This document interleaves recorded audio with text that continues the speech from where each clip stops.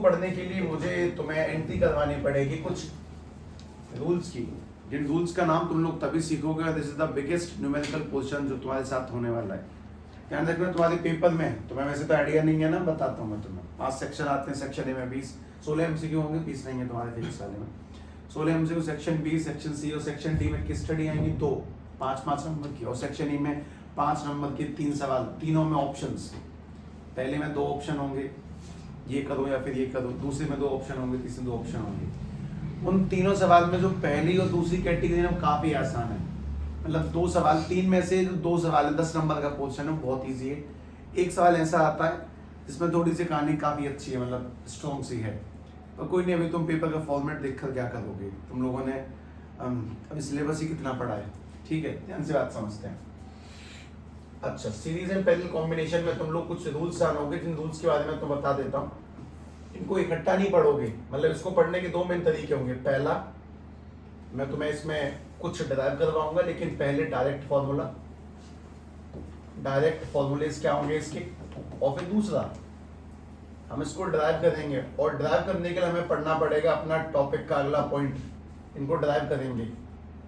अरे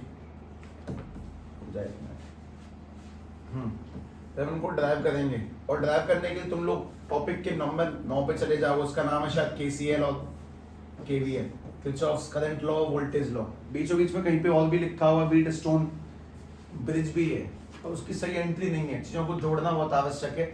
ध्यान से बात समझे। सेल के बारे में हमें, जो भी लोग सेल को जानते हैं साहब, मैं तो बहुत होशियार हूँ सेल का, तो मुझे पूरा ज्ञान है। मैंने पूरा सेल खोला भी है, तोड़ा भी है, उसमें से बारूद भी निकाला है, ठीक है। तो ध्यान से बात समझो, ऐसा कुछ आसान सा भी नहीं है। हमें जो पढ़ना है वो अलग है। अगर बारूद निकालने लग गए तुम केमिस्ट्री में, हमें फिजिक्स वाला सेल पढ़ना, वो सुन। पहली चीज तो सेल के इंट्रोडक्शन के अंदर जो आती है वो ये कि कोई बता सकता है कि सेल किसे कहते हैं भाषा में। मतलब ऐसा नहीं कि सब सेल तो सेल होता है, सेल को सेल कहते हैं। जैसे मैंने अभी रिसेंटली एक बात पूछी थी किसी आदमी से कि समझा भाई, ह्यूमन हार्ट था, हाँ मुझे व्हाट इज हार्ट, कह रहा दिल। ह्यूमन हार्ट पढ़ रहे थे हम लोग, ट्रांसपोर्टेशन। हार्ट का काम क्या है, धड़कना। अच्छा, और कोई काम नहीं है उसका? नहीं, बस धड़कता ही है जी। क्यों धड़क रहा है वो, ठीक है। फिर उस मूर्ख बालक ने एक बात और पूछी उससे, साहब हार्ट अगर यहाँ की जगह यहाँ होता तो? मैं कहा फिर जब यहाँ होता फिर तू पूछता कि यहाँ है तो यहाँ होने पे क्या होता? मतलब मूर्खता की कोई सीमा थोड़ी होती है। हमारे पास कुछ चीजों में सवाल होते हैं, कुछ चीजों में स्वीकारता होती है, स्वीकारना सीखें इन बातों को। खैर, ये काफी अच्छा सिस्टम है। सेल किसे कहते हैं? Nothing, it is a device which maintain, it is a device which maintain potential difference to flow the electron, which maintain potential difference to flow the electron। ये इलेक्ट्रॉन को फ्लो करवाने के लिए, to flow the electron potential difference बनाता है, मतलब अंतर बनाता है। क्या सेल, मैं इसमें स्टार्टिंग में हाईलाइट करके लिखूंगा इस बात को, it do not provide current, it do not provide charge, ये इलेक्ट्रॉन देता नहीं है, ये उनके बीच में कुछ डिफरेंस बनाता है जिसकी वजह से वो फ्लो करेगा। पहली काम की चीज तो ये कि सेल का मेन जो काम है वो पोटेंशियल डिफरेंस बनाना है, वोल्ट देना है। वोल्ट की वजह से तार के अंदर पाए जाने वाले इलेक्ट्रॉन्स ऑटोमेटिकली खुद ही चलते हैं। उस चीज को समझो, उसको हम लोग सेल कहते हैं। पर हम सभी के साथ में ना आज तक एक स्कैम हुआ है, ठीक है। मैं तो स्कैम से वाकिफ करा देता हूँ आज, ठीक है। वो स्कैम सुनो, हम सबके साथ हुआ, होता रहेगा, हम उस स्कैम में हमेशा बचते रहेंगे। जानने के बावजूद हम कुछ नहीं कर सकते, करेंगे भी क्या? 1-2 रुपए की चीज के लिए क्यों लड़ेंगे हम फिजूल में, है ना। ध्यान से बात समझे, वो स्कैम कौन सा है, ठीक है। स्कैम को समझने के लिए तुम्हारे पास में 2 डिवीजन किए जाते हैं। तुम सभी ने शायद एक चीज देखी होगी, एक्सपेक्टेशन वर्सेस रियलिटी। देखें भाई, मतलब जानते हैं, एक वर्ड जानते हैं, अगला वर्ड क्या होगा, एक्सपेक्टेशन वर्सेस रियलिटी। एक्सपेक्टेशन है तुम्हारी कि तुम्हारे 90+ नंबर आए,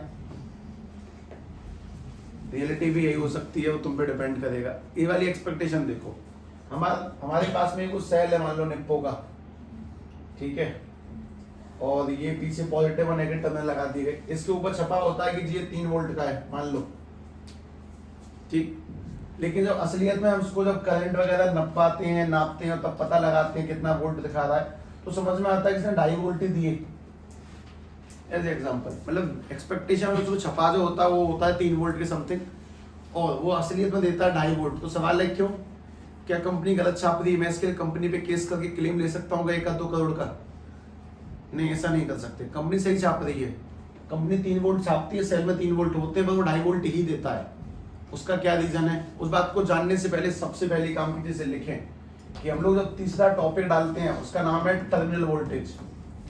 टर्मिनल वोल्टेज यानी कि वो वाले वोल्ट जो सेल हमें दे रहा है, और दूसरा अपने पास में है इसी के अंदर चौथा पॉइंट, उसका नाम है ईएमएफ। ईएमएफ यानी कि इलेक्ट्रोमोटिव फोर्स। इन दोनों बातों को लिखो, इलेक्ट्रोमोटिव फोर्स। तुम लोगों ने सेल का ईएमएफ निकालना सीखा है, ठीक है, इलेक्ट्रोमोटिव फोर्स। मैं तुम्हें बात और बता दूं, तुम जिस भी चीज को एक बात सुन लोगे ना, तो सामने जब वो चीज दोबारा आती है ना, कहीं ना कहीं आसान लगती है, ध्यान रखना।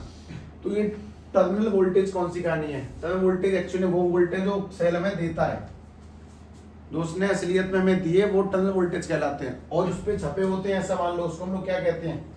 ईएमएफ। और जो करंट पास होने पे उसने अपन लोगों को दिखाए, वो क्या कहलाते हैं? उसके टीवी, यानी कि टर्मिनल वोल्टेज। पर तुम्हें डेफिनेशन में ऐसे नहीं आएगा कि जो छपे होते हैं उसे ईएमएफ कहते हैं। डेफिनेशन कुछ और बनती है, लेकिन असली मतलब यही है। जब सेल बिना किसी कनेक्शन के था तब उसने 3 वोल्ट दिखाए, और सेल में कनेक्शन होते ही वो 2.5 वोल्ट दिखाने लग गया, क्योंकि उसका रीजन कुछ और है। ध्यान से बात समझो। सबसे पहली काम की चीज, टर्मिनल वोल्टेज कौन से हैं? The voltage offered by the current, offered by the cell, offered by the cell के द्वारा ऑफर किए गए वो वोल्टेज जब वो किसी सर्किट में कनेक्ट किया जाता है।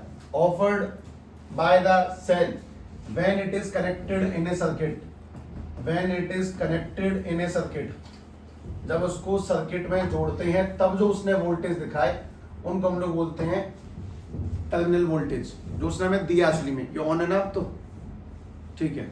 अच्छा, दूसरी काम की बात, अब बात है ईएमएफ कौन सी कहानी है? वो जो उस पर छपे होते हैं, ऐसे मत लिख देना कि printed voltage are called EMF, वो तो समझने वाली बात है, सही बात भी वही है, लेकिन फिर भी कुछ आवश्यकता ना शब्दों को बदलने की, तो बताता हूं।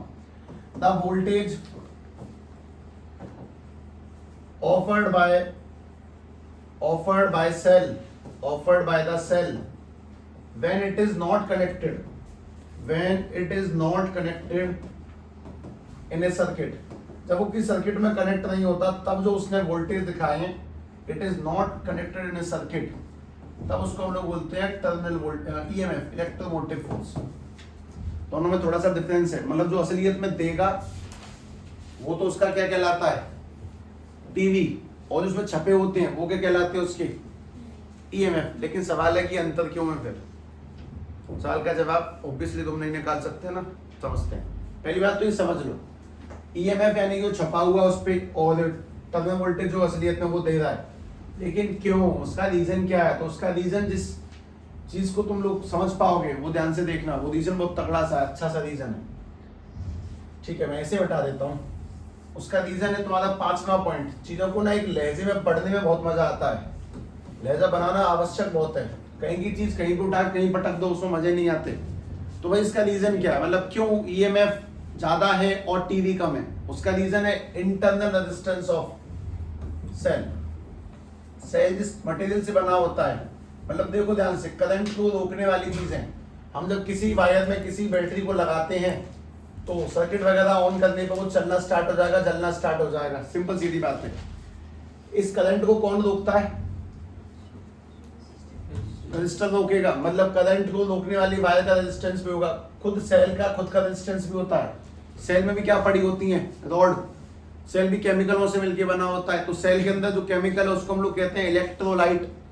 तो इलेक्ट्रोलाइट की वजह से भी उसके अंदर खुद का रेजिस्टेंस पाया जाता है, that is called internal resistance. उसका अंदरूनी रेजिस्टेंस, खुद के रोकने वाली चीज को इंटरनल रेजिस्टेंस कहते हैं, जिसकी वजह से वो 3 की जगह 2.5 देता है, ठीक है। लिखता हूं मैं, ध्यान से देखो। The hindrance offered by the hindrance offered by the material of hindrance offered by the electrolyte of the cell, offered by the electrolyte of the cell, electrolyte of cell is called internal resistance। Cell के खुद के धातु की वजह से जितना current होगा उसको हम लोग इंटरनल रेजिस्टेंस कह देते हैं। सीधी सीधी बात ये है, खुद की रोकने की क्षमता, अंदर वाली क्षमता, दैट इज इंटरनल रेजिस्टेंस। और जिसके कारण जितना छपा होता है उतना दिखाई नहीं देता। क्यों? क्योंकि जब वो छपे हुए फॉर्म में है, किसी सर्किट से जुड़ा हुआ नहीं है, तो उसमें कोई करंट फ्लो नहीं करेगा। जब कोई करंट फ्लो नहीं करेगा तो सेल के अंदर का रेजिस्टेंस भी दिखाई नहीं पड़ता। लेकिन जैसे ही सर्किट में आता है, सेल के खुद के अंदर का रेजिस्टेंस दिखना शुरू हो जाएगा और दिखते ही उसका वोल्ट कम होगा। लॉजिकल बात है, जब वो कनेक्ट नहीं है तब कोई अंदर की बात पे लोड ही नहीं पड़ रहा तो 3 वोल्ट दिखाएगा। कनेक्ट होते ही अंदर लोड पड़ेगा, अंदर लोड पड़ते ही थोड़ा सा वोल्ट कम हो जाएंगे, that is called TV. EMF और टीवी में हमेशा कौन सी वैल्यू ज्यादा होगी? ईएमएफ।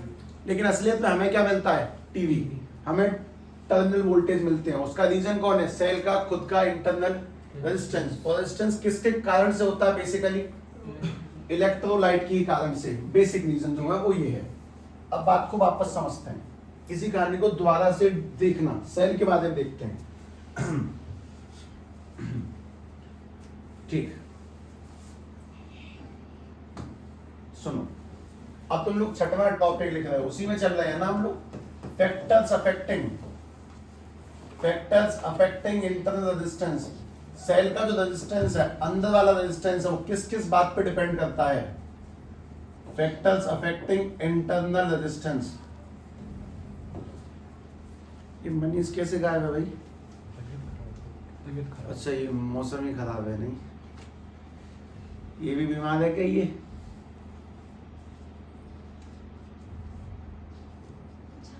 हाँ, तो आंखें सही हो गई तेरी तो? अच्छा, कल लग जाएंगे? 4 तारीख को। अच्छा, ठीक है। ध्यान से बात सुने। किसी टाइम पे ट्रेंड हुआ करता था चश्मे वाले बच्चे।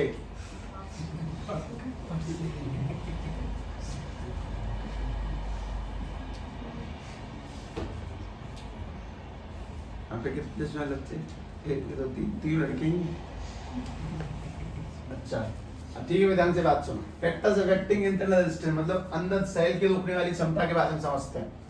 ये अपने पास में सेल है, ठीक, ये एक इसमें रॉड पड़ी होती है। तो में से कोई ऐसा है ना सेल नहीं तोड़ा है कोई खिलाड़ी ऐसा भी नहीं? कोई नहीं, आज तोड़ लेना, कहीं सेल वेल मिल जाए, कहीं से पड़ा बड़ा कोई खराब सा हो, तोड़ देना उसको। बीच में रॉड मिलेगी तुम्हें और उसके अंदर चूरन सा भरा होगा काले रंग का, उसी को इलेक्ट्रोलाइट कहते हैं। ठीक है, तो तुम्हें कुछ बातें समझनी है। मैं इसको मिटा देता हूँ, मुझे इतना ज्यादा मूड मारना नहीं है इसमें, मैं कुछ बातें सीधे समझ सकता हूँ ना। तो ध्यान से बात सुनो। मैंने लिखा ए माने area of electrode. Area of electrode समझते हैं?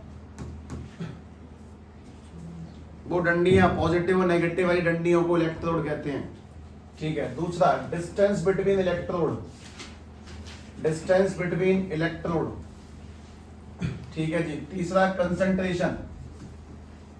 Concentration of electrolyte. एक एक करके बात समझना है, सारी कहानी काफी अच्छी कनेक्ट हो जाएंगी। कंसंट्रेशन ऑफ इलेक्ट्रोलाइट, ठीक है। और जो चौथा पॉइंट है दैट इज टेम्परेचर। मैं बेसिकली सभी लोगों को बहुत सिंपल सलाह ये भी देता हूं कि हाँ, इन चीजों में शब्द भी रखा करें, आगे समझ में बेहतरीन जाता है। सुनो, अपने पास में ये सेल है, इसकी प्लेट छोटी है और इसकी प्लेट भी, दोनों प्लेट है पॉजिटिव और नेगेटिव, ऐसे समझाने के लिए कह दिया मैंने। और ये वाली प्लेटें बड़ी हैं, तो मुझे ये बताओ कि किस में करंट अच्छे से फ्लो करेगा, बड़े सेल में कि छोटे सेल में? सेल जितना बड़ा होगा उतना अच्छे वोल्ट देगा कि छोटा होगा उतने अच्छे वोल्ट देगा? बड़ा सेल, कॉमन सेंस की बात है।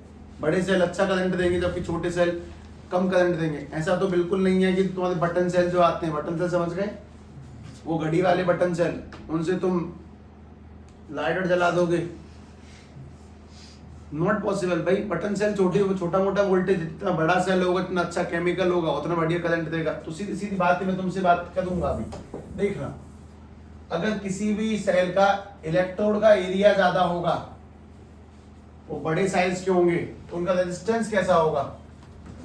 कम। रेजिस्टेंस कम होगा, ये बात मैंने तुम्हें समझाई थोड़ी है, तुमने बताई। अगर साइज बड़ा होगा तो रेजिस्टेंस कम, यानी करंट अच्छा जाएगा। अगर दोनों इलेक्ट्रोड के बीच की डिस्टेंस, पॉजिटिव और नेगेटिव के बीच की डिस्टेंस बढ़ गई, अगर डिस्टेंस बढ़ गई तो रेजिस्टेंस बताओ दो रॉड के बीच की डिस्टेंस बढ़ा दी गई, पॉजिटिव और नेगेटिव दूर कर लिए गए, अब रेजिस्टेंस रुकावट कम होगी कि ज्यादा होगी? ज्यादा होगी। अब मुश्किल से करंट पास होगा, रॉड दूर हो चुकी है।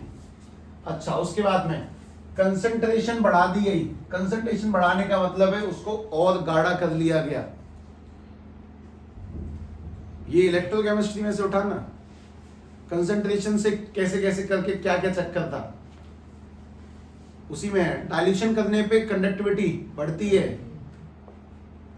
हम जब किसी लिक्विड को पतला करेंगे तो कंडक्टिविटी इंक्रीज करेगी। तो हम लोगों ने तो बोला कंसंट्रेशन बढ़ा दी, जितना गाढ़ा कर दिया उतना हार्ड हो जाएगा इलेक्ट्रॉन का ट्रेवल करना, पतला होगा, स्मूथ चलेगा।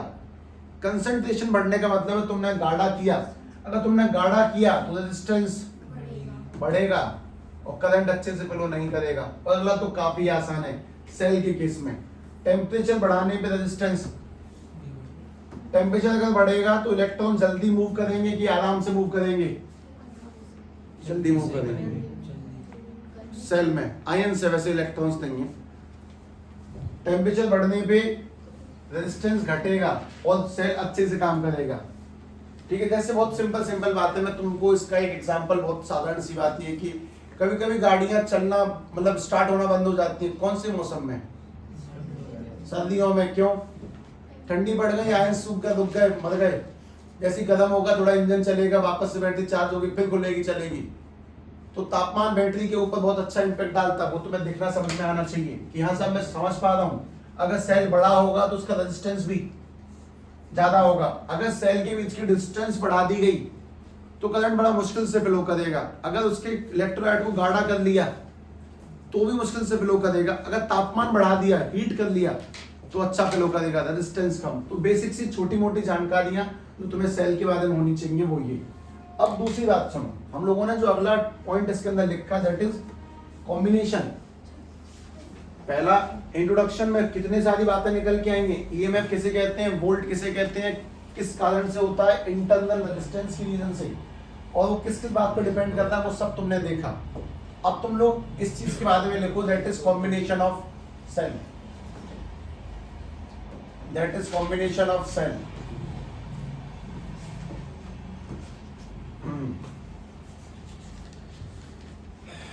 तुम लोग अभी जैसे कि तुमने बोला कि सब 10th की केमिस्ट्री तो हम पढ़ाई देंगे, ऐसी बोर्ड के पेपर होते ही ना तुम लोग बोलोगे सब 12th की केमिस्ट्री पढ़ा देंगे। लिटरली में यही सत्य है। सिलेबस ही 2-2.5-3 महीने का है। अगर मैं तुम्हें जेन्युइन ट्रुथ बताऊं तो मुझे कुछ पता चला था, इस वजह से बता रहा हूँ मैं। मेरे थोड़े से हो चल रहा देख के। खैर ध्यान से बात समझे। कॉम्बिनेशन ऑफ सेल, हमारे पास में सेल के दो टाइप की कॉम्बिनेशन है। पहला कौन सा है?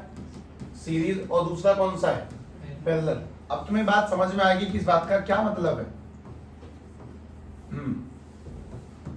देखिए भाई, सीरीज कॉम्बिनेशन में जैसे मैं तुमसे बहुत सिंपल सवाल पूछता हूं, हमारे पास में जी ये एक सेल है, ये भी कनेक्ट थोड़ी किया सर्किट में, तो इसका ईएमएफ है 10 वोल्ट। ईएमएफ समझ गए? तो उसका प्रिंटेड वोल्ट है 10 वोल्ट है, और इसके इंटरनल रेजिस्टेंस ऐसे पीछे लिखाया जाता है। इंटरनल रेजिस्टेंस के अंदर नहीं बनाते, पीछे बनाते हैं। तो इसका जो इंटरनल रेजिस्टेंस है वो काफी छोटा ही होता होगा, दैट इज 0.2 ओम।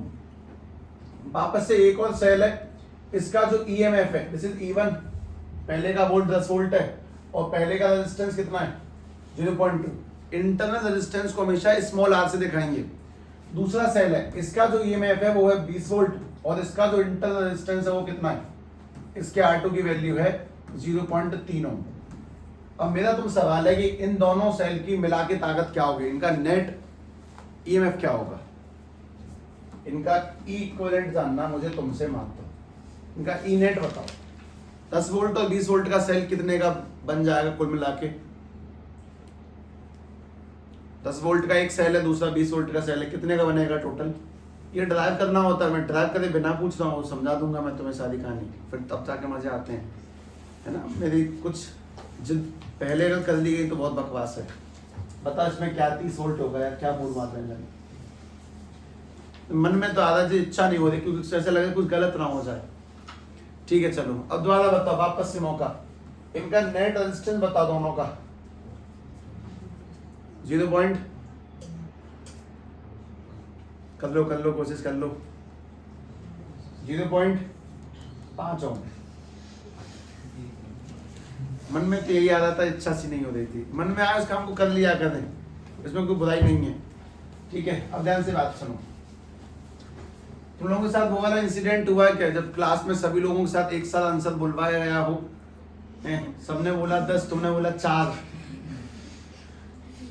फिर तो अपने आप को जैसे एक क्या कहते हैं उसको, कछुआ अपनी मुंडी को अपने कवच में ले जाता है, तो वैसे ही अंदर बैठ जाते यार, मुझे मत देखो कोई। ऐसा हुआ है क्या? अपन लोगों के साथ कभी नहीं हुआ। पहला तो आंसर गलत नहीं हो, अगर हुए मैं कहता हूं मैं 10, मेरा 7, ठीक है, किसी में ये हिम्मत नहीं है कोई हंसे, ऑब्वियसली, क्योंकि उन्हें पता है ना लेवल, इसलिए कोई हिम्मत नहीं है। और होना भी चाहिए, अपना स्टैंडर्ड होना चाहिए। दूसरा, मैं भी कोई शर्म नहीं, हम भूल गया तो भूल गया, ठीक है, कोई बात नहीं, है ना, कोई बात नहीं। ध्यान से बात सुने। अब तो मैं वापस से मौका देता हूँ। चलो, हमारे पास में एक सेल ये रहा, उसके बाद में अब समझदार लोग अपनी नजरों को बढ़ाए रखना है। ये 25 वोल्ट है, ये वाला रेजिस्टेंस कितने का, 0.3 ओम। दोबारा से एक और सेल है, ठीक है, इसका जो ईएमएफ है वो है लगभग 30 वोल्ट, और इसका जो इंटरनल रेजिस्टेंस है, अंदरूनी रेजिस्टेंस, वो है 0.4 ओम। हाँ जी साहब, अब बताओ वो इक्विवेलेंट दोनों बैटरी मिलकर कितना बन जाएंगी? दोनों में कोई अंतर है कि नहीं है? ध्यान से गौर से देखो, देखने वाला ही तो खेल है, मैं दोबारा क्यों बनाऊंगा? देख गया ना? हाँ, अब बताओ। पहले थोड़ी है तो सीरीज में ही ये पहले लटा दिया, ले, वो तो पढ़ाया भी नहीं है अभी। अब बताओ सेल का ईएमएफ कितना होगा नेट? That is 5 volt. ये सही है। तो तुम्हारे दिमाग में एक बात अपने आप चली गई होगी, जो मुझे बोलनी नहीं पड़ेगी, कि अगर positive negative positive negative positive negative सीधे सीधे है तो जोड़ देंगे, और अगर प्लस माइनस माइनस प्लस है तो ईएमएफ घट जाएगा। दोबारा से आर इक्विवेलेंट बताओ, नेट रेजिस्टेंस कितना है बताओ?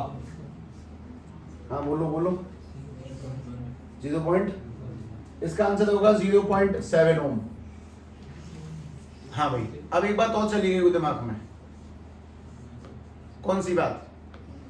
कि रेजिस्टेंस तो हर खेल में जुड़ना ही जुड़ना है, बस ईएमएफ इस बात पे डिपेंड करेगा कि सेल कैसे जुड़े गए। अगर सेल प्लस माइनस तो सीधे प्लस, और प्लस माइनस प्लस तो घट जाएगा। लेकिन रेजिस्टेंस में चक्कर नहीं है भाई, रुकावट तो रास्ते में 2 3 5 3 3 4 7 है, चाहे ऐसे जाओ चाहे ऐसे जाओ, रुकावट तो होनी है। तो इस बात को समझे। तुम्हें क्या लगता है सवाल लिखे गए? नहीं, ये तो समझाने के लिए कुछ लिखा गया। अभी सबको मिटा के मैं तुम्हारे सामने कुछ पुट करने जा रहा हूँ, ठीक है? अब तुम्हें दिक्कत नहीं होगी उससे, ठीक है? ध्यान से देखना, सभी लोग बहुत आराम से देखना।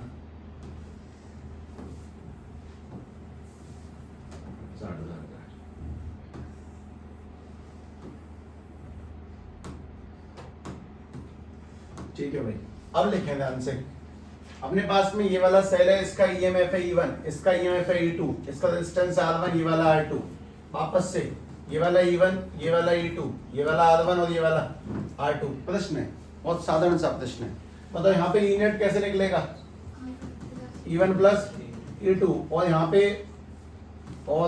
पे R यानी नेट रेजिस्टेंस कैसे निकलेगा? R1 plus R2। अच्छा, यहाँ पे E नेट कैसे निकलेगा? एक सेल में ईएमएफ दूसरा घटा दो। तुम्हें ये तो पता नहीं फिलहाल बड़ा कौन सा छोटा कौन सा है, तो कोई बात नहीं, तुम E1 माइनस की A2 लिख दो। लेकिन अगर मैं तुमसे बोलूं नेट रेजिस्टेंस कितना होगा, that is R1 plus R2। सवाल देखना अगला, पहले इसको तो लिख लो एक बार, बहुत काम की चीज थी। सीरीज कॉम्बिनेशन मतलब सेल जुड़ते कैसे हैं, हमने सेल के बारे में जुड़ाव पढ़ा है। तुम्हारे जितने भी गाड़ियां वगैरह हैं जिनमें 4 सेल पढ़ते हैं, वो सब ऐसे जुड़ेंगे। लेवल के कैप्सूल है। कौन लेवल? सत्यम लेवल? हाँ, और कैसे लोग हैं, हमें ना चाय पीते ना पेप्सी ना कुछ।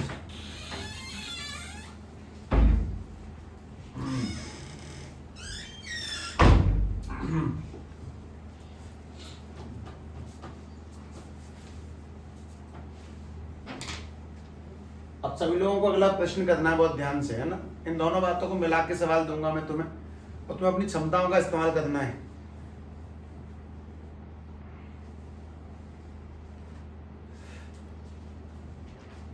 इसमें E1 E2 क्या चीज है? EMF। और काम की चीज R1 R2 क्या चीज है? इंटरनल रेजिस्टेंस, सेल का अंदरूनी रुकावट। ठीक है, अभी देखना, अभी कनेक्शन देखना चीजों के। मैं तुम्हें लगातार लाइन से 1 2 3 4 ऐसे सवाल दूंगा, तुम्हें सारे के सारे सवाल सॉल्व करने, ध्यान से देखो।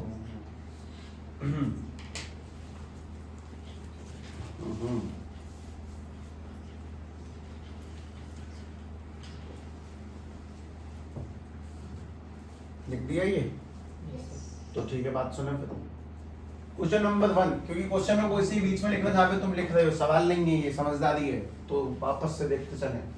हमारे पास में ये कुछ सेल है, इसका जो EMF है वो 10 वोल्ट, इसका इंटरनल रेजिस्टेंस है 0.2 ओम। ठीक, और इसमें से करंट बह रहा है 5 एम्पियर का। 5 एम्पियर उचित तो नहीं उचित तो नहीं है वैसे।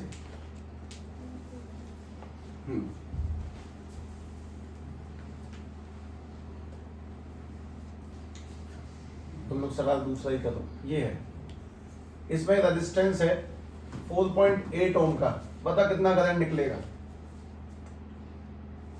इस तार में से कितना करंट निकलेगा?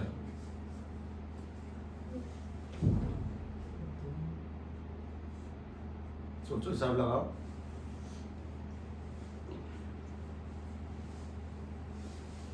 बात सुनो, V इक्वल्स टू IR के अकॉर्डिंग इसके वोल्ट कितने हैं? 10।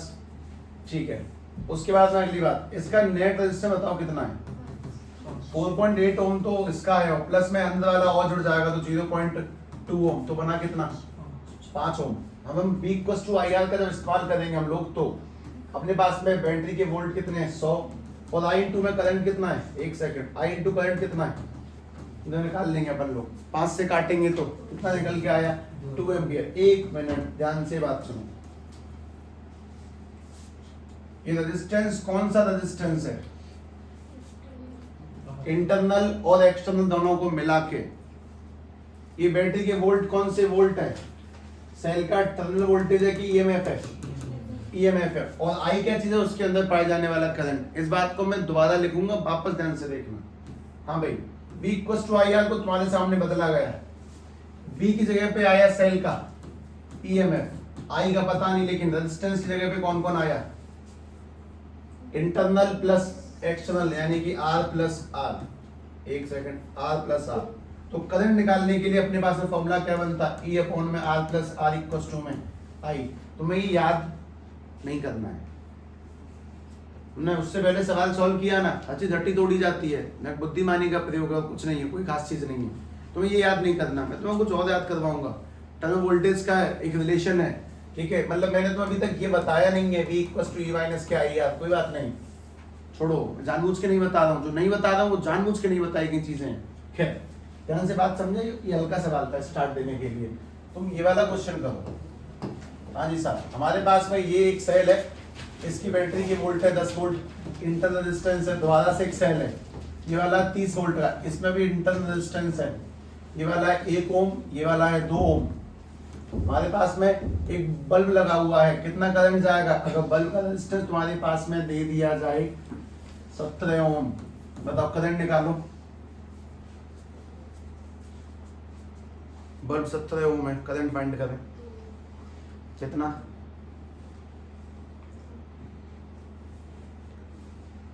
चीज कठिन तो नहीं है, बात यही है।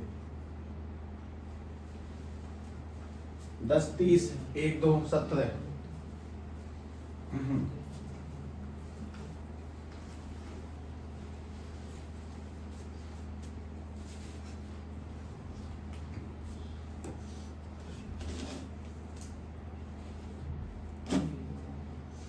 आगे आंसर। नेट वोल्ट कितने हुए? 40 वोल्ट हुए। नेट रेजिस्टेंस कितना हुआ? पुराना बाहर का सब जोड़ दिया सीधे सीधे, कितना?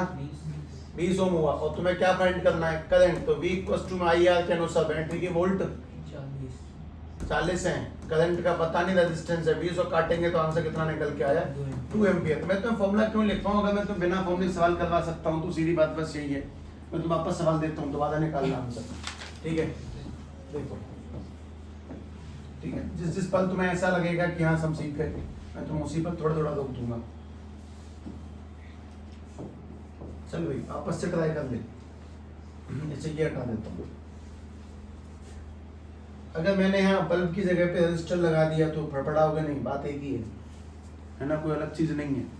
ठीक, दोबारा से ये वाला 20 वोल्ट है, ये वाला 30 वोल्ट है, ये वाला 15 वोल्ट है, ये वाला 2 ओम है, ये वाला 1 ओम है, ये वाला 3 ओम है। ये 15 थोड़ा सा बुरा हो गया, इसको 10 ही कर लो, ठीक है। ये वाला 7 ओम है। भाई करंट फाइंड करें, नेट ईएमएफ निकालना, ध्यान से पहले नेट रेजिस्टेंस निकालना और करंट निकालना।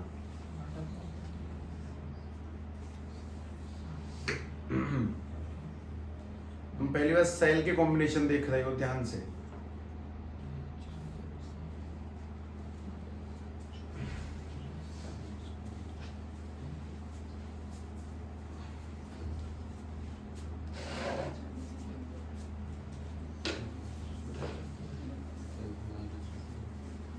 नेट ईएमएफ कितना है? 40 हैं? क्या? नेट ईएमएफ कितना है? सेल की वोल्ट कितने, नेट वोल्ट 40 है। 40 का रीडिंग समझ में आता है? प्लस माइनस ये दोनों तो सेम सेम है, प्लस माइनस 50 और ये माइनस प्लस है, घट गया 40 वोल्ट है। अच्छा रजिस्टर बताओ, नेट रजिस्टर कितना है? 13 हे भगवान, चलो 13 ओम है। तो करंट अगर निकालेंगे तो V equals to I R, मैं V equals to I R को E equals to I R लिख रहा हूँ, क्या दिक्कत है? ठीक है, E की जगह पे कौन है 40 अपॉन में 13 और इक्वल्स टू में I, करंट आ गया निकल के एम्पियर, दैट्स इट। बात को देखिए, कोई बहुत बड़ा खेल नहीं है, मतलब सीरीज कॉम्बिनेशन तुम लोग देख के समझ सकते हो। तुम्हें इसमें इतना टाइम क्यों लिया जा रहा है मैं बताता हूँ। तुम्हें बोला जब कॉम्बिनेशन फॉर्मूला देखो, मैं ड्राइव किया, ये ड्राइव नहीं किया है, मैंने समझा दिया, तुम्हें समझ में आ गया, दैट्स इट। मैं तुम्हें अगला दिखाता हूँ, पैरेलल कॉम्बिनेशन, और जब वहां से सवाल देखोगे ना तब देखना कि भाई उसका तो लेवल ही अलग है, लेकिन एक और ट्राई करो पहले ऐसा, उसके बाद ही तुम इन सही बातों को जब मिलाओगे तब तो मजे आएंगे। चलो एक और करें ध्यान से।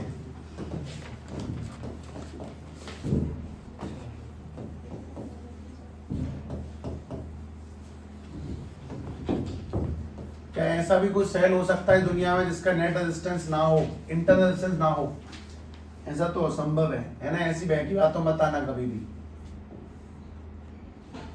एक्सटर्नल लगा दिया, इसके बिना कुछ काम मिलेगा ही नहीं।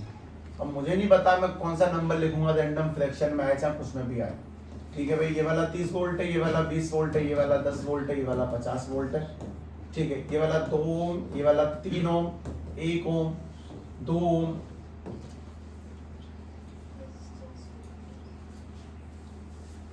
और ये वाला 12 ओम।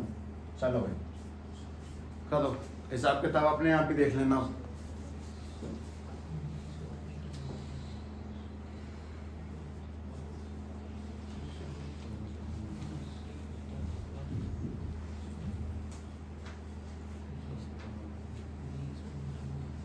अगर सेम टर्मिनल हैं तो घटेगा ही घटेगा।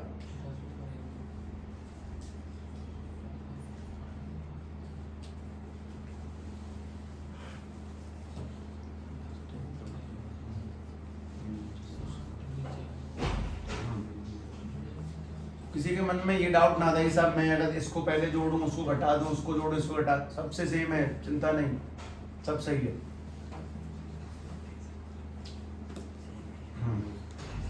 कुछ भी कर लो सब सही आएगा।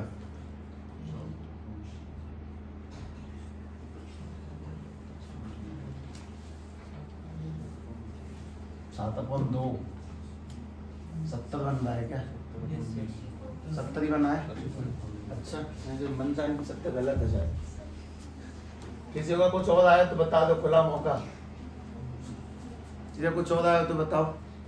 इतना लैक ऑफ कॉन्फिडेंस है नहीं। बताओ किसी का कोई और आंसर हो तो तुक्का ही मार दो, क्या पता सही हो जाए। एक अलग ही प्राउड मूवमेंट होता है वो क्लास में, सबका गलत मेरा सही था। खेल ध्यान से बात सुनो, पॉजिटिव पॉजिटिव टर्मिनल वाला। तो भी घटेगा ना, सेम सेम है तो घटेगा। उधर से नेगेटिव नेगेटिव भी तो दो बार हो जाएगा ना माइनस। मतलब क्या क्या जोड़ना मुझे ये बता पहले, मैं उसको ज्यादा खत्म करता हूँ।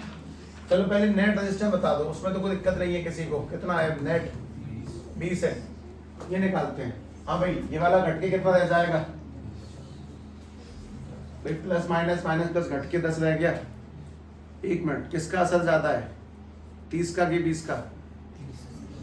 30 का असर ज्यादा है ना, तो ये तो आपको ही चुका है। सुनो, हमारे पास में घट के रह गया 10, तो 10 में एस नहीं लिखूंगा, उसका रीजन समझो। उसका रीजन ये है कि जब 20 और 30 घट रहे थे तो ज्यादा कौन था? 30। तो अगर 30 का असर ज्यादा है तो 30 पॉजिटिव है, तो पॉजिटिव इस तरफ आएगा घटाने पर। मतलब हम इस तरह इसको घटाएंगे तो ऐसे घटेगा, मतलब 10 तो ठीक है पर ऐसे आएगा, पॉजिटिव या नेगेटिव या 10 वोल्ट। ठीक, पावर किसकी ज्यादा थी? 30 की, तो 30 की तरफ पॉजिटिव उधर तो पॉजिटिव उधर। अब यहाँ जाओ, पॉजिटिव से पॉजिटिव ही कनेक्ट है,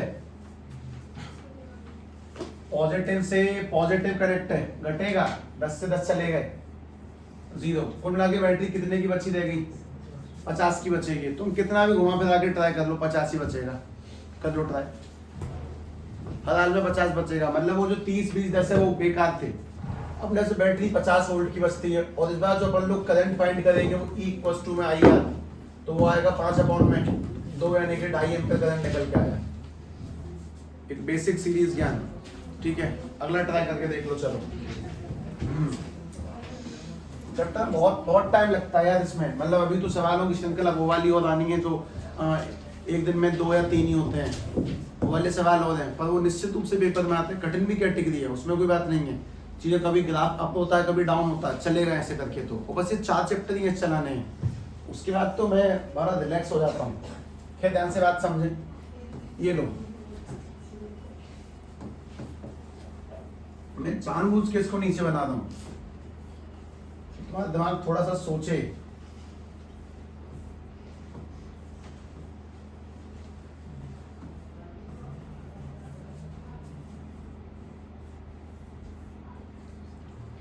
हाँ भाई फाइंड करेंगे है ना।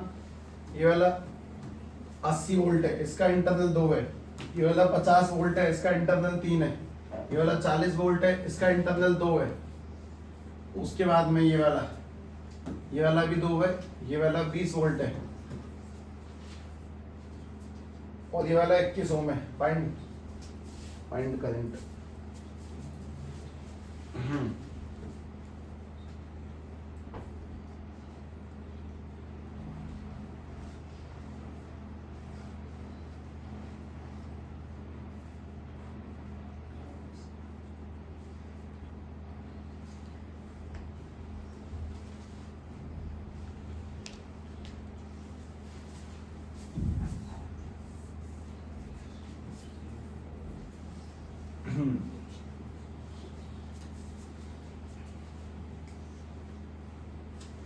ये 40 और 20 कितने हो गए?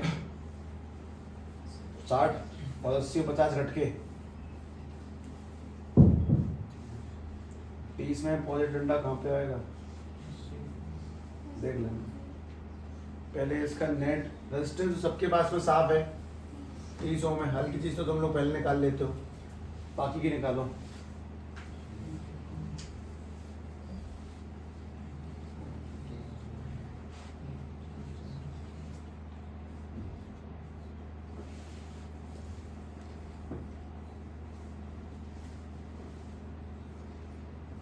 पहले ये वाला बताएं, 40 और ये वाला 20 मिलके कितना हो जाएगा?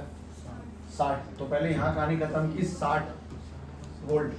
तो यहाँ देखो 50 और 80 का हिसाब किताब घट के, तो प्लस माइनस माइनस प्लस, ये वाला घट के दे जाएगा 30। और 30 में भी कहानी किस तरफ जाएगी? पॉजिटिव उधर। तो 30 इधर पॉजिटिव लेकर यहाँ पे 30। हाँ भाई अब सोचना, अब बताओ पॉजिटिव से नेगेटिव कनेक्ट है, सही कनेक्ट है, जुड़ेगा 60 और 30 90 आना चाहिए।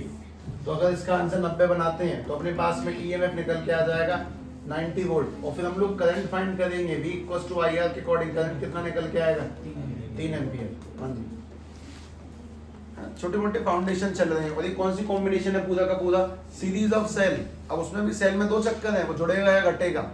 लेकिन तुम लोग चलते चलते अब वो देखो एक बात, दैट इज पैरेलल कॉम्बिनेशन। ठीक है, सेल का पैरेलल कॉम्बिनेशन। और अगर तुम्हें ऐसा लगता है कि ये कठिन था जो हम लोगों ने अभी देखा, तो तुम्हें पैरेलल कॉम्बिनेशन अवश्य देखना चाहिए, बिल्कुल पक्का देखो। पहली बात, इसमें एक केस तो फिक्स है कि हम लोग सेल ऐसे ही जोड़ेंगे, पॉजिटिव नेगेटिव पॉजिटिव नेगेटिव। कोई भी यहाँ पे वो चक्कर अप्लाई नहीं करेगा। कौन सा वाला, प्लस माइनस माइनस प्लस नहीं, यहाँ फिलहाल तुम प्लस प्लस ही पढ़ो, वही काफी है। और उसके बाद में ऐसे करके ये कहानी आगे बढ़ रही है। ठीक है, मैं यहाँ तुमसे बिल्कुल नहीं पूछूंगा कि भाई बता इसका आंसर क्या होगा पैरेलल में। जैसे ये वाला है E1, उसके बाद में ये वाला है E2, इसका इंटरनल है R1 और इसका इंटरनल है R2। मेरा सवाल है तुमसे कि बताओ इसका नेट रेजिस्टेंस क्या निकल के आएगा। तो वो तो बहुत सिंपल है, सीजी वो तो सिंपल है, जुड़ता है ना 1/R1/R2। हाँ ऐसे जुड़ेगा, ठीक है, वो तो पैरेलल हो गया। इसका EMF कैसे निकालेंगे सेल का, पैरेलल में कैसे निकलता है, तो फॉर्मूला सुनो। सेल का अगर पैरेलल में EMF निकलेगा तो समझना E1 अपॉन में R1 प्लस E2 अपॉन में R2 अपॉन में 1 अपॉन में R1 प्लस के 1 अपॉन में R2। ऐसे अगर 3 होंगे तो ऐसे करके सेम टू सेम 3 के लिए, 4 होंगे तो सेम टू सेम 4 के लिए। इस चीज को पहले ध्यान से लिखें।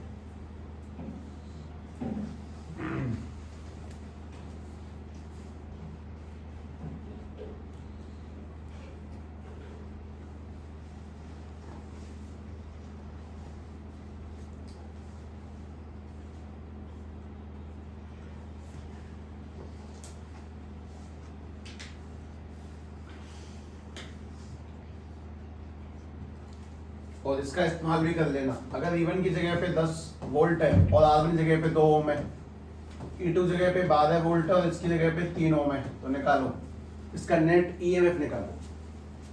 E1 अपॉन में R1 प्लस E2 अपॉन में R2, 1 अपॉन में R1 प्लस 1 अपॉन में R2। Now just imagine series combination कितना ही आसान है।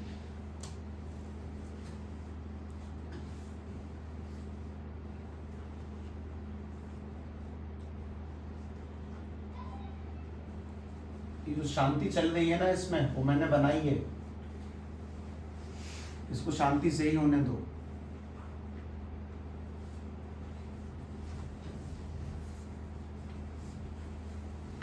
ड्राइव किया ही नहीं है बिल्कुल।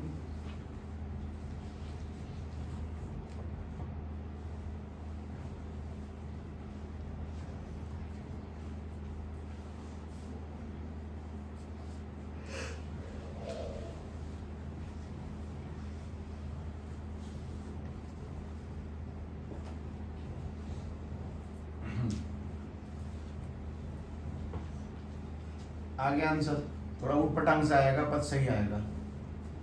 ठीक है, एक बार पुट कर लेता हूं मैं।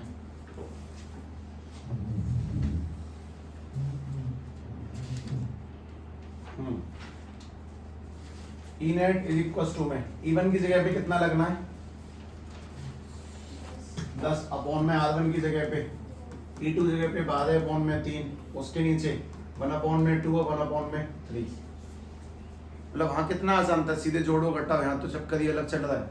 अच्छा वापस से देखते हैं, ये वाला कट जाएगा, दुनिया जानती है 2 से 10 कितनी बात, 5 प्लस के 4, जबकि नीचे वाले का एलसीएम लेना पड़ेगा भाई 6, 2 से 6 कटेगा, ऊपर 3 का मल्टीप्लाई किया, फिर 3 से 6 कटेगा, ऊपर 2 का किया, तो अपने पास में ये जो बना वो 9, 1 सेकंड, 9 के नीचे कुछ नहीं है 1 मान लो, और ये वाला 5 अपॉन में 6 इंटीरियर और ये वाला एक्सटीरियर, यानी कि 9 इंटू में 6 अपॉन में 5, 9 से 54 अपॉन में 5, और जब काटेंगे तो कितना आंसर निकलेगा 10.8 वोल्ट। ये रह गया इनका प्लस, 10 और 12 वोल्ट का जोड़ेंगे 10.8 रह गया। तो ये आंसर है। ये पैरेलल कॉम्बिनेशन फॉर्मूला ध्यान रखना है। डेरिवेशन, अरे डेरिवेशन बाद की बात है यार, पहले याद रख कि ये भी कोई काम की चीज कराई गई थी। अगर 3 हो तो 3 का करेंगे, E1 E2 E3। अब बात जब 3 पे चल रही है ना, मैं तुम्हें एक तीसरा स्पेशल केस दिखाता हूँ। तीसरा स्पेशल केस देखो इसी के अंदर, मतलब सीरीज का कहानी बहुत सिंपल है, यहाँ जोड़ना घटाना चलता है। यहाँ पे मैंने बस तुम्हें एक ही केस बताया है, पॉजिटिव पॉजिटिव नेगेटिव नेगेटिव। अगर मैं नेगेटिव पॉजिटिव करूँ तो कहानी अपने और भयानक रूप में चली जाती है, हालांकि तुम्हारा उससे पहला कभी पड़ेगा भी नहीं, ये भी ध्यान रखना। खैर मैं तुम्हें तीसरे पॉइंट पर लेके जाता हूँ। तीसरा पॉइंट है स्पेशल केस, और ये तुम सभी के स्कूलों में निश्चित रूप से करवाया जाएगा, तब तुम अपनी आगे पढ़ो, उससे बढ़िया अभी देख लो। स्पेशल केस, स्पेशल केस है इनफिनाइट शेल को लेकर, इनफिनाइट सेल को लेकर, सेल शेल सेल, ठीक है। और वो 3 केस हैं, सीरीज, पैरेलल और कंबाइंड। सभी लोग ध्यान से इस चीज को बनाएं, और बनाने के बाद में एक एक करके पूरी कहानी को समझने पे जोर देना। पहली कहानी काफी छोटे से ब्लॉक में, दूसरी कहानी उससे थोड़ा एडिशनल ब्लॉक में, और तीसरी कहानी के लिए पूरा पन्ना। फिर बात समझो, जैसे कि हमारे पास में यहाँ पे सेल लगे हुए हैं, positive negative register, positive negative register, positive negative register, और ऐसे करके इनफिनाइट सेल लगे हुए हैं, इनफिनाइट लगे हुए हैं। तो मेरा तुमसे सवाल ये है, पहली बात तुम भी सुन लो, ये इसका ईएमएफ कितना है, E, इसका भी कितना है, E, इसका भी कितना है, E, इसका रेजिस्टेंस है R R R, लगभग सारे सेम है। 29 लेज पे ये लगभग 250 एमबी के आसपास पहुंच गए भाई, ये उसका साइज बढ़ गया है। ठीक है भाई, मैं तुमसे प्रश्न बता, साधारण सा बताओ, उसका ई नेट कितना होगा बोलो। E plus E plus E plus E plus E plus E plus E n times 2 plus 2 plus 2 plus 2, 10 बार। 10 बार 2 को जोड़ेंगे तो क्या बनेगा, उसको भी तुम जोड़ के निकालोगे क्या, 2 और 2 4 और 2 6 और 2 8 और 2 10, ऐसा कुछ नहीं है। 2 को 10 बार जोड़ेंगे तो आंसर क्या बनेगा, 20। वैसे E को n बार जोड़ना है तो आंसर N, ठीक है। इसका नेट रेजिस्टेंस बताओ, R plus R plus R plus R plus R plus R NR, ठीक है। तो सीरीज में अगर इनफिनाइट सेल सेम साइज के लगे हुए हैं तो NE, और इनफिनाइट रेजिस्टर सेम साइज के हैं तो NR। छोटी सी बात ध्यान रखना। अगले सवाल का जवाब आता है, चलो हमारे पास में ऐसे करके है, इनफिनाइट है, इनफिनाइट है, मतलब कोई अंत है ही नहीं। एक आध देख लो बस ध्यान से, ये वाला E इसका R, ये वाला E इसका R, इन सभी का E और R ही है, इन सभी का सेल का EMF E और R है, इनफिनाइट है, ठीक है। अब ध्यान से तुम्हें सवाल का जवाब देना है।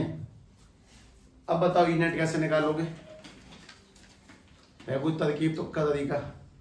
R नेट निकाल लो, चलो पहले R नेट निकालने का तरीका, 1 में R net is equal to में कैसे निकलेगा, 1 में R प्लस 1 में R प्लस 1 में R, कितने बार, n टाइम्स। इन सबका एलसीएम कैसा है, सेम है। देखो इन सबका अगर एलसीएम सेम है तो R net is equal to में सबका एलसीएम कितना है, R, जोड़े 1 plus 1 plus 1 plus 1 plus 1 plus 1 को 1000 बार जोड़ेंगे तो कितना आएगा, 1000।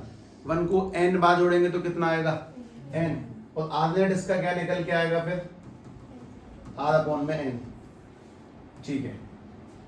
अब इसी का EMF निकालते हैं, वो ध्यान से देखना। अगर हम लोग इसी का EMF निकालेंगे तो, हाँ भाई EMF निकालने का फॉर्मूला बताओगे क्या लिखा है तुम्हारे में, E1 अपॉन में R1, E2 अपॉन में R2, E3 अपॉन में R3, वैसे लिखते हैं। E अपॉन में R प्लस E अपॉन में R प्लस E अपॉन में R, कितनी बार, अपॉन में 1 अपॉन में R प्लस 1 अपॉन में R प्लस 1 अपॉन में R एंड सो ऑन। सभी लोग इसका एलसीएम ध्यान से देखो, ऊपर वाले का एलसीएम देखें सभी लोग, ऊपर वाले का एलसीएम कितना है, R। हमने जोड़ा E plus E plus E plus E plus E plus E plus E plus E, कितनी बार, तो ऊपर वाले का आंसर NE। जबकि तुम नीचे भी देखो एलसीएम कितना है, R, तो इसको जोड़ेंगे 1 plus 1 plus 1 plus 1 plus 1 plus 1, कितनी बार, n बार। दो चीजें कट गई, R से R, n से n, तो इसका जो ई नेट निकल के आएगा वो क्या निकल के आएगा, इकलौता वही जो अकेले सेल का था। बात में समझे, कोई बहुत कॉम्प्लेक्स स्टेटमेंट नहीं है। सीरीज में जितने हैं उतने का मल्टीप्लाई, जितने हैं उतने का मल्टीप्लाई। पैरेलल में अगर इनफिनाइट सेल लगे हुए हैं तो जो मल्टीप्लिकेशन है वो थोड़ा ध्यान से करें, ध्यान से बात समझो कि पैरेलल में रेजिस्टेंस तो आधा बाउंड में n निकलता है, लेकिन ईएमएफ इकलौते सेल के बराबर निकलता है, अकेले सेल का जितना था उतना निकला। अब अगली चीज क्या, वो अगली चीज भी देख लें, ऐसा क्यों बनाया गया अगली चीज को। मैं बदल दूँ, दूसरे पेज पे जाता हूँ। E net is equal to ये वाला बन जाएगा ई। हाँ भाई, तीसरा केस क्या है, वो तीसरा केस सुनो। हमारे पास में ये है, इन्फिनाइट है एक, ये इन्फिनाइट है, बहुत सारी हैं, ठीक है, और एक तार में भी इन्फिनाइट है।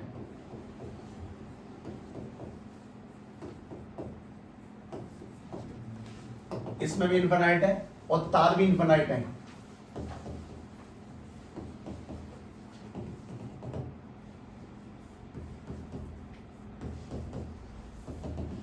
ऐसे करके, मतलब पहली बात तो इन्फिनाइट वायर है और हर वायर में इन्फिनाइट शेल है, मतलब सीरीज और पैरेलल के दोनों लोग मिला दिए गए। अब तुमसे प्रश्न निकल के आएगा और तुम्हें उस बात को ना बहुत शांति से, सहूलियत से सुनना है, ठीक है। इसमें भागम भाग कोई नहीं करेगा, शांति से सारी बातें वो देखेंगे, तब जाके बात समझ में आएगी, ठीक है। बात सुनो, हम लोग सर्किट को ऊपर से नीचे ड्रॉ करेंगे, तुम्हें बस सवाल का जवाब देना है। ये सारे के सारे सेल किसमें हैं, तो इन सभी सेलों का नेट कितना निकलेगा, एनी। इस सारे के सारे रजिस्टर किसमें है, सीरीज में। इन सभी रजिस्टरों का नेट कितना निकलेगा, एन आर। तो इन सभी की जगह पे मैंने पहले सर्किट को छोटा किया, तो मैं तुमसे कहता हूं कि भाई सुन, हमारे पास में इन्फिनाइट वायर है ना, तो इन्फिनाइट वायर में इन सभी का प्लस आएगा निकल के एन ई, और इन सभी का रेजिस्टेंस आएगा एन आर। एन आर वापस से नीचे वाले का भी एन ई और इसका एन आर, वापस से एन ई और इसका एन आर, ऐसे करके लाइन से एन ई और एन आर, इस तरह से सेट किया। अच्छा, अब ध्यान से बात सुनो। अब ये कौन सा केस बन गया, ये वाला। इसमें एक सेल का ईएमएफ कितना था, ई। तो जब नेट निकाला तो वो भी क्या निकल के आया, ई। यहाँ पे एक सेल का ईएमएफ कितना है, एन ई। तो जब इसका नेट निकालेंगे तो क्या निकल के आएगा, एन ई। दूसरी बात, यहाँ पे अपने पास में कितनी तार की लाइनें थी, एक लाइन, दो लाइन, तीन लाइन, चार लाइन, पांच लाइन, एन लाइंस। तो नेट क्या निकल के आया, आर अपॉन एन। यहाँ पे नेट क्या निकल के आएगा वो सुनो। यहाँ पे कितनी लाइन है, एक लाइन, दो लाइन, तीन लाइन, चार लाइन, पांच लाइन, छह लाइन, ऐसे करके एन लाइन्स मत मानो, एम मान लो। तो यहाँ पे नेट क्या निकल के आएगा, जैसे इस अकेले का आर था तो आर के नीचे एन रख दिया, यहाँ अकेले का एन आर है तो उसके नीचे एम रख देंगे। ये इन्फिनाइट के दोनों कॉम्बिनेशन हुए। ये बस इसीलिए पता होना चाहिए कि थोड़ा बहुत हार्ड स्टडी को लगाते चलो संग के संग, थोड़ी थोड़ी सी, लेकिन अंडरस्टैंडिंग गेम है, इसमें गणित विद्या का कोई योगदान नहीं हुआ है। पुरानी बातें अगर लॉजिकली सोची समझी जा सकती हैं तो ये वाली भी समझी जा सकती है। पहले ओनली इन्फिनाइट सीरीज, फिर दूसरा इन्फिनाइट पैरेलल, और फिर तीसरा दोनों का मिक्सअप। इन बातों को देखें, पैरेलल में अगर अकेले का ई है तो यहाँ पे एन ई हो गया,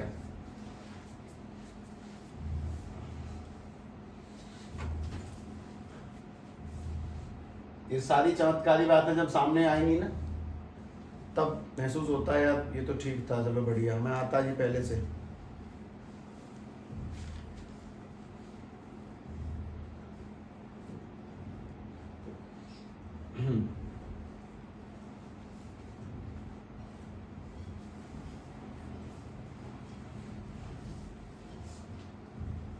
ये मैंने तुम्हें क्यों बताया उसका रीजन बताता हूँ।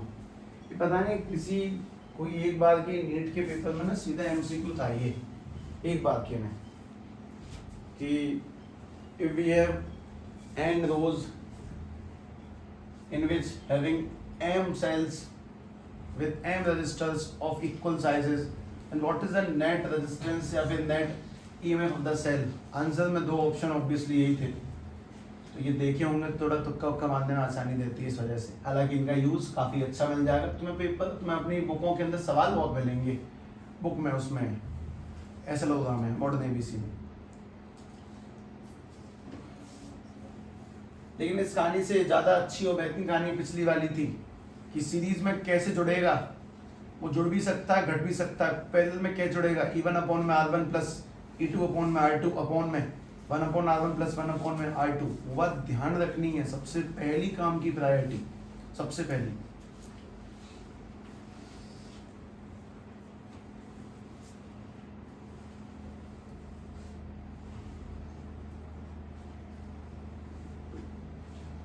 ये टॉपिक नंबर कौन सा चल रहा है, प्रोबेबली 8 है शायद। सभी लोग इस साफ स्वच्छ अच्छे पन्ने पे ऐसे करके लिखें #9।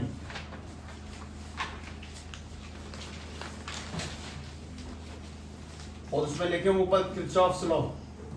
एक किरचॉफ से कोई वर्ड याद आता है क्या? किरचॉफ लॉ लिखें।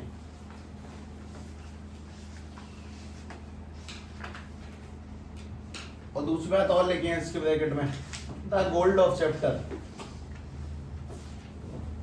इस चैप्टर का सबसे सुनहरा पन्ना होगा। पहली बात तो ये हार्ड होगा अंडरस्टैंडिंग के लिहाज से इनिशियली में, उसके बाद में इजीएस्ट होगा after calculation. Total numerical position है। और जैसे तुम लोगों का अगर ये किसी भी कारणवश रुका, टूटा, छूटा तो खेल खत्म, ये भी ध्यान रखना। ठीक है, सभी लोग किरचॉफ लॉ पढ़ेंगे। उसके बाद में तुम लोग जिस कहानी पे जाओगे उसका नाम होगा वी टेस्ट ऑन विद। जरा चैप्टर की मैप को निकालो, देखो कितने पैरामीटर बचे हुए हैं उसके अंदर।